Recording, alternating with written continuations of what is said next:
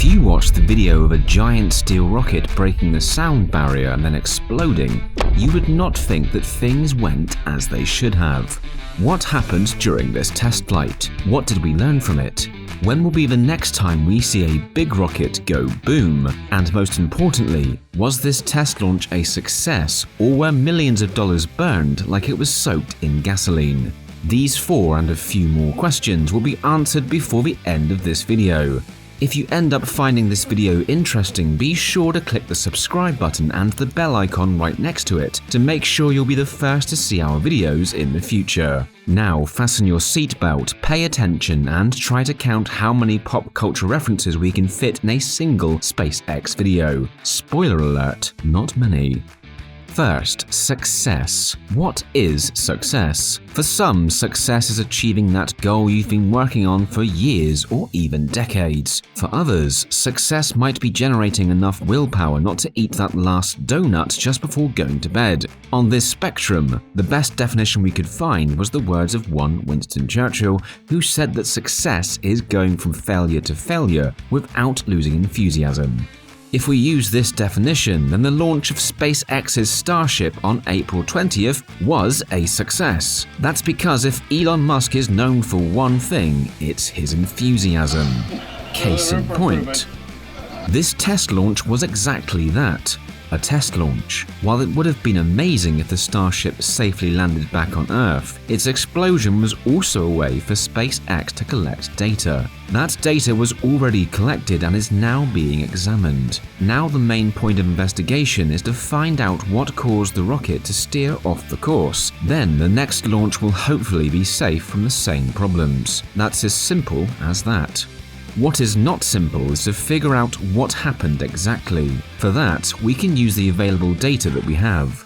The launch started in the morning exactly at 9:33 a.m. For an average viewer, everything went well for the first 2.5 minutes of the test flight. It is at around the 2 minute and 40-second mark when the rocket is supposed to go into stage 2 of the flight, when the booster, the lower part of the rocket called Super Heavy, has to break off from the Starship. That did not happen. Instead, for the next 50 seconds, the rocket started to spin around. Eventually, the rocket exploded. What would an observant viewer learn from this footage? Well, I'm glad you asked. Firstly, the very beginning of the launch should be properly examined. The smoke going all around the rocket is nothing out of the ordinary. What is not ordinary is the bits and pieces of debris flying all over and around the starbase. The likely reason for this is the incredible force of rockets melting the launching pad, and the amazing thrusting power that has to help the rocket lift off of the ground is what made those chunks of debris damage the rocket and the surrounding area. This can be further confirmed by the pictures that were taken after the rocket launched, which show the area around the launching pad look like a battleground. Steel walls were broken and the concrete underneath the launching pad was all but disintegrated. Speaking of which, the next problem we see is after 15 seconds of liftoff. That's when we see that 3 out of 33 engines of the rocket were not working. As you'd guess, that is not a good sign. The rocket may not need all of its thrust power to fly when it's not fully loaded, but those 3 engines were supposed to work. The fact that they didn't can be explained by the chunks of debris flying around the rocket. It's almost certain that those 3 engines were damaged after they started spitting fire. As time went on, 3 more engines died down, but funnily enough, one of them came back just a few seconds after going offline. Even with 5 of the engines not working properly, Starship still had more than enough power to land safely. And more importantly, those missing engines would not matter since in stage 2, the Super Heavy was supposed to separate from the main rocket. We don't know why this didn't happen. The most likely reason is the damage caused by flying debris was not limited to the engines. However, another reason might be the smart thrust vector control system malfunctioning. The idea is that the AI programmed to control the engines was met with an anomaly. That anomaly was something that the AI was not able to handle, and that is why the rocket lost its course and started spinning rapidly. But we don't know for certain if this is as plausible as the physical damage theory. After the test flight was over, Elon Musk announced on Twitter that the next test flight will be coming in 1 to 2 months. But that is Musk time, which when translated to normal time can mean anything from 1 to 2 months to a year. What will almost certainly be different is the launch pad of the rocket. That same tweet even mentioned a different version of a launch pad. A water-cooled steel plate was supposed to be there instead of the concrete foundation. But as the tweet said, it was not finished yet. Elon even admits that the data suggesting that the concrete foundation would survive one test flight was wrong, which all but confirms that the reason for the bad ending was indeed the destruction caused by the incredible force of engines obliterating the ground and its surrounding area.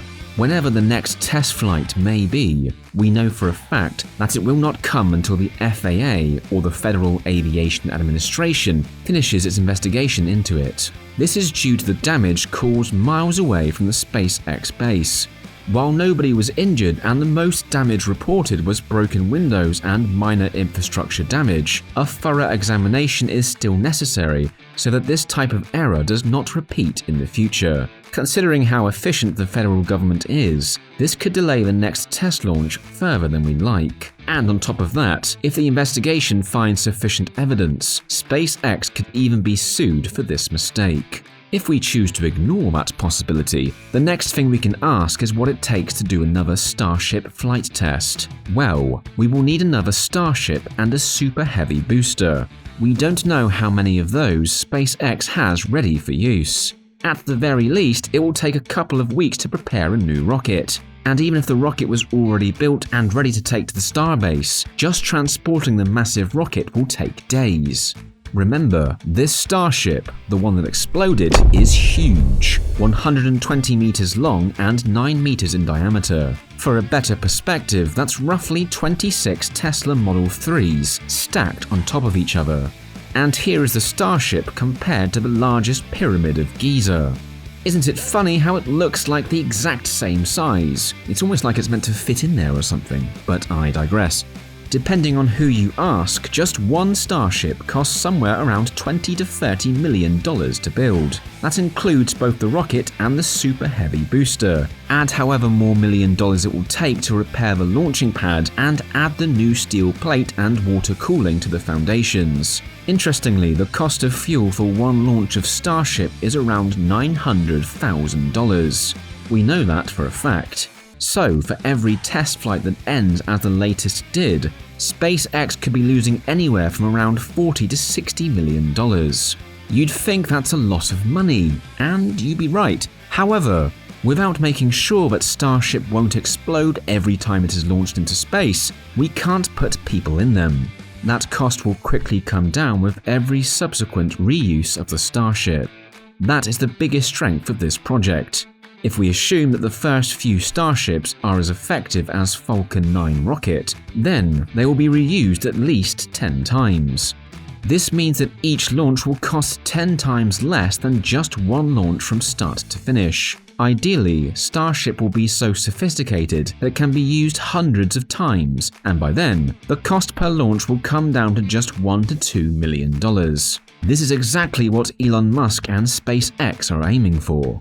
When will that happen? We don't know for sure. Can be as quickly as within the next 10 years or maybe 30 years.